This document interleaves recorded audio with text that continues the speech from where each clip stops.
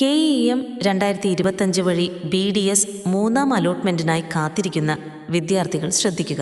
നിങ്ങളുടെ ഓപ്ഷനുകൾ എങ്ങനെ ഉറപ്പാക്കാം, അഡ്മിഷൻ എങ്ങനെ നേടാം എന്നതിനെക്കുറിച്ചുള്ള എല്ലാ വിവരങ്ങളും ഇവിടെയുണ്ട്. നിങ്ങളുടെ വിദ്യാഭ്യാസ യാത്രയിലെ എല്ലാ അലോട്ട്മെന്റുകൾക്കും, അപേക്ഷാ നടപടികൾക്കും, കരിയർ ഗൈഡൻസിനും ഒറ്റ പരിഹാരം.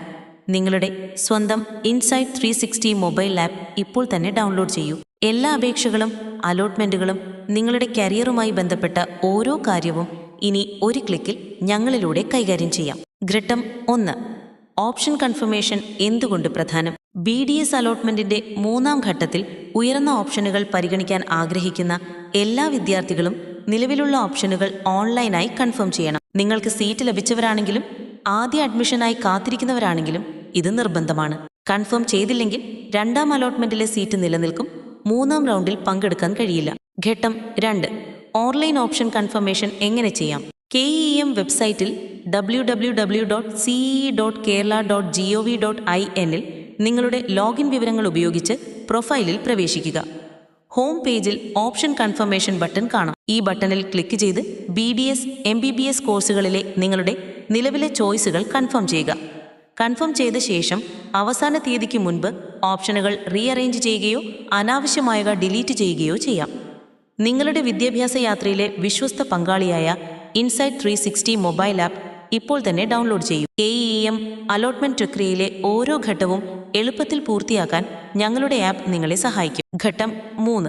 പ്രധാന തീയതികൾ. ഓപ്ഷൻ കൺഫർമേഷനും ഓപ്ഷൻ റീഅറേഞ്ച്മെന്റും 2025 ഒക്ടോബർ 14 രാവിലെ 11 മണി വരെ ലഭ്യമാണ്. ഈ സമയപരിധിക്ക് ശേഷം മാറ്റങ്ങൾ വരുത്താൻ സാധിക്കില്ല. ഘട്ടം 4. അലോട്ട്മെന്റിന് ശേഷം എന്ത് സംഭവിക്കും? മൂന്നാം അലോട്ട്മെന്റ് ഫലങ്ങൾ പ്രസിദ്ധീകരിച്ചാൽ നിങ്ങളുടെ പുതിയ സീറ്റ് നില പരിശോധിക്കുക. പോർട്ടലിൽ നിന്ന് നിങ്ങളുടെ അലോട്ട്മെന്റ് മെമ്പോ ഡൗൺലോഡ് ചെയ്യുക. സർക്കാർ കോളേജിലാണ് പുതിയ സീറ്റ് ലഭിച്ചതെങ്കിൽ എൻട്രൻസ് പരീക്ഷ കമ്മീഷണർക്ക് മുഴുവൻ ഫീസും അടയ്ക്കുക. സ്വാശ്രയ കോളേജിലാണെങ്കിൽ നിശ്ചിത ഫീസ് കോളേജിൽ നേരിട്ട് അടയ്ക്കുക. സംവരണ വിഭാഗക്കാർക്ക്, അതായത് SC, ST, OEC, മത്സ്യത്തൊഴിലാളികൾ, ശ്രീചിത്ര ഹോം അല്ലെങ്കിൽ ജുവനൈൽ ഹോം, നിർഭയ ഹോം എന്നിവിടങ്ങളിലെ വിദ്യാർത്ഥികൾക്കും സർക്കാർ ആനുകൂല്യങ്ങൾ ലഭിക്കുന്നവർക്കും ടോക്കൺ ഫീസ് അടയ്ക്കേണ്ടതില്ല. ഘട്ടം 5.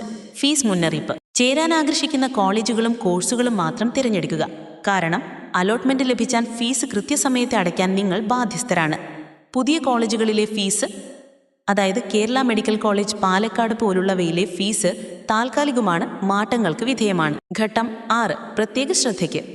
ഒന്നാം അല്ലെങ്കിൽ രണ്ടാം ഘട്ടത്തിൽ പ്രവേശനം ലഭിച്ചവർക്ക് ഈ പ്രക്രിയയിൽ നിന്ന് പുറത്തു പോകണമെങ്കിൽ ഒക്ടോബർ 14 വൈകുന്നേരം 5 മണിക്ക് മുൻപ് പിൻവലിക്കാം. NRI കാൻഡിഡേറ്റ്സ് നിർദ്ദേശിച്ച രേഖകൾ സമയപരിധിക്ക് മുൻപ് അപ്ലോഡ് ചെയ്യണം. KEM CEയുടെ ഔദ്യോഗിക അറിയിപ്പുകൾ മാത്രം പിന്തുടരുക. സമയപരിധിയോ നിർദ്ദേശങ്ങളോ തെറ്റിച്ചാൽ നിങ്ങളുടെ സീറ്റ് നഷ്ടപ്പെടാം. നിങ്ങളുടെ എല്ലാ അപേക്ഷകളും അലോട്ട്മെന്റുകളും കരിയറുമായി ബന്ധപ്പെട്ട ഓരോ കാര്യവും കൃത്യസമയത്ത് അറിയാനും മാനേജ് ചെയ്യാനും ഇൻസൈറ്റ് 360 മൊബൈൽ ആപ്പ് ഇപ്പോൾ തന്നെ ഡൗൺലോഡ് ചെയ്യൂ.